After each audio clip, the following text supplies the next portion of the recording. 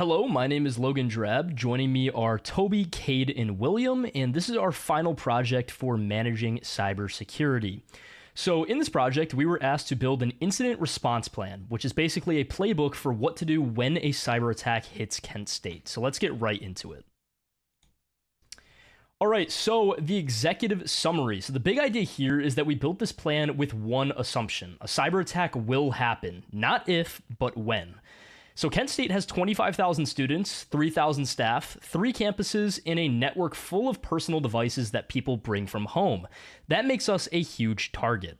So looking at the left of the slide, KSU has already been hit 4 times in the past year. Phishing emails aimed at financial aid, unauthorized access to faculty research, a DDoS attack during finals week, and a ransomware scare in the administration offices. None of those turn into a full-blown disaster, but the next one might. And on the right-hand side is what our IRP actually fixes. So we have 4 things. It helps the security team spot incidents fast. It mitigates affected systems and populations during an attack. It specifies who makes which decisions. And it lays out who we tell and when. So the whole point is super simple. Stop the next incident from becoming an absolute disaster. So onto our next slide here, we are going to talk about the threats. So universities are different from regular companies. The whole point of being a university is about being open. So students log in from coffee shops, researchers share work across the world, faculty want academic freedom, and that openness is also what makes us very easy to attack. So with that said, 3 threats stand out. First is going to be ransomware. So this is when attackers lock up your files and then demand money to unlock them, which is actually super relevant right now because Infrastructure Canvas is actually going through an active ransomware attack as we record this, and it's disrupting universities all across the nation. Higher education ransomware was up 23% in just the first half of 2025. Princeton, Penn, Harvard, and Texas Tech all got hit in the past year. Modern attackers don't just lock files anymore. They steal copies first and then threaten to leak them online. So even good backups can't fully protect against that. Second is going to be phishing and social engineering. This is going to be the human side of hacking. A fake email lands, staff member clicks it, they type in their password, and the attacker is in. KSU already had a phishing campaign aimed at our financial aid offices, and most ransomware actually starts this way, which means our biggest tech threat usually starts as a people problem.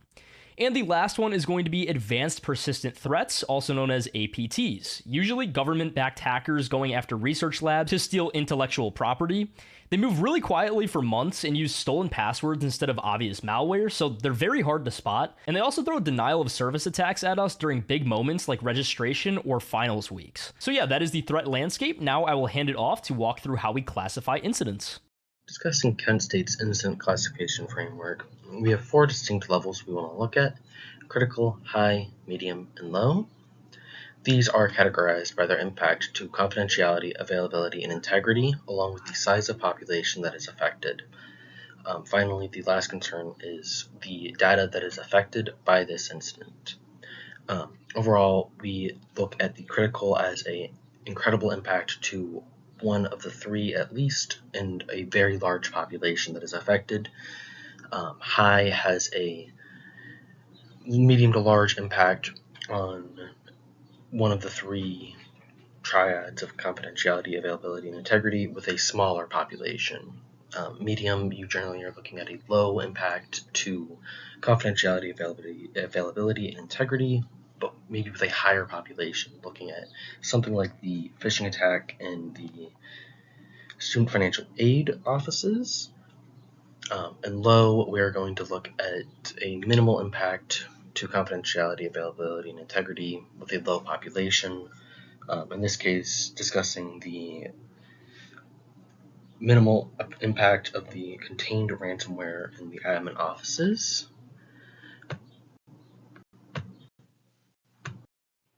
Next up, we have the actual response team structure. This is overall spearheaded by our incident commander, who will tag people in as needed, and the people that they're predetermined of who they know who they are and what their duties will be in these sort of events is the security team, technical experts, communications lead, the legal lead, and HR. Overall, these people will handle a very specific and pointed tasks for the incident commander to ensure that the incident will move as smoothly as possible from point A to point B.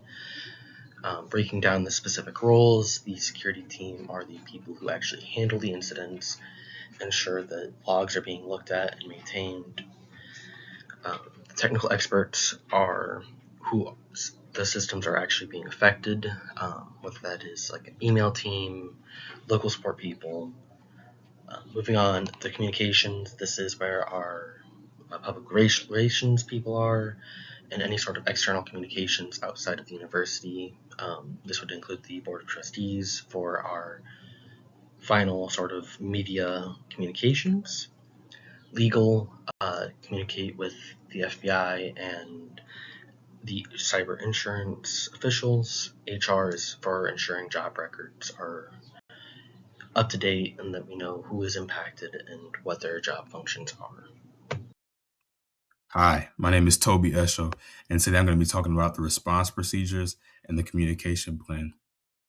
A scenario I've chosen in order to showcase our IRP is the ransomware attack on the student record system. For ransomware, this has to do with isolating the administrative subnet in order to make sure that there's no lateral movement towards the student information system.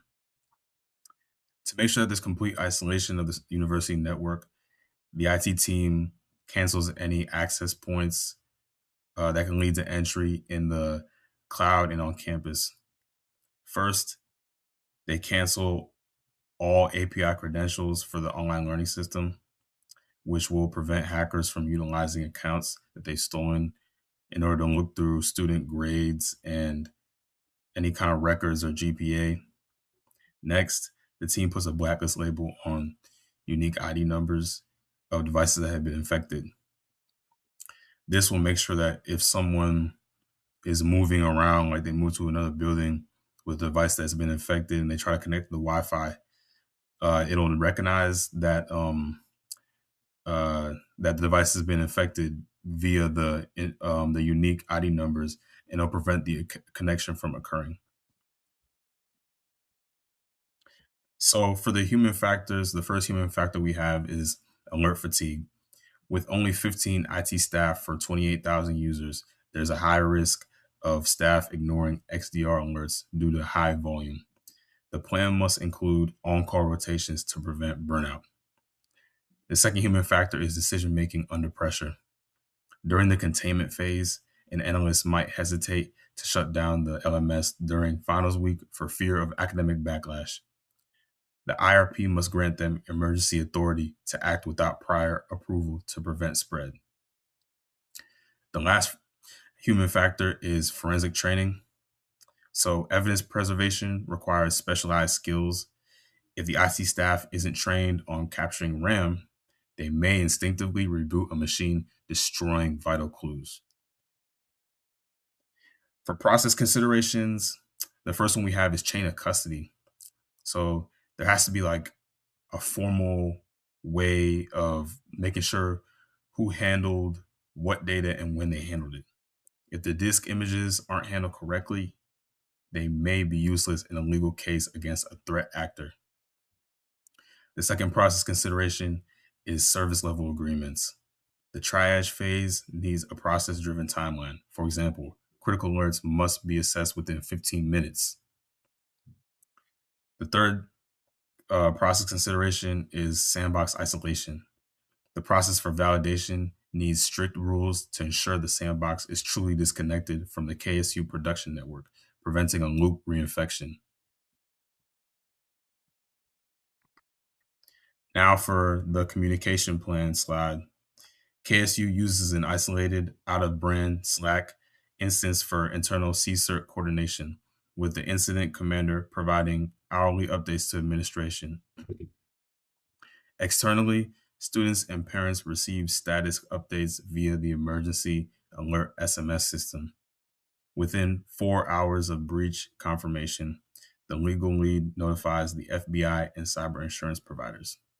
To maintain a unified message, public relations serves as the sole spokesperson, while the board of trustees handles inquiries regarding system vulnerabilities.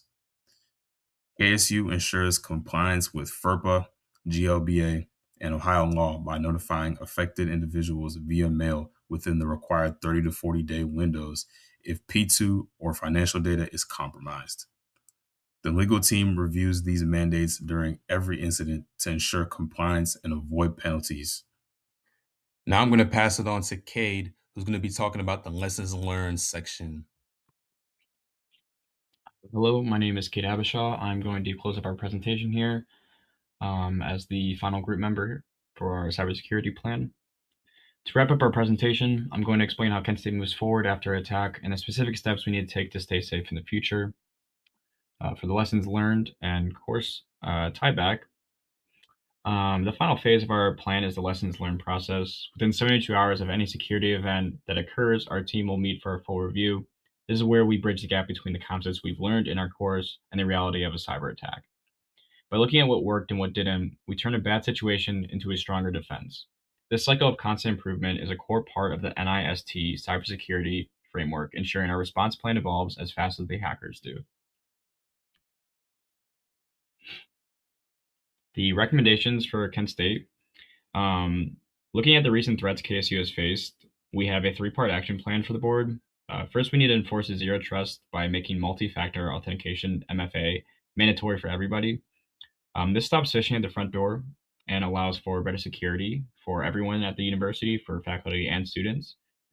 Second, we needed operational readiness through practice drills twice a year. This will keep our team sharp and ready, and again, prevent any phishing or any scam attacks or ransomware attacks from happening at the university. Finally, we need data resilience. By using offline backups, we can recover from ransomware without ever paying a criminal or organization group that aims to get data from the university in any phishing or ransomware attacks.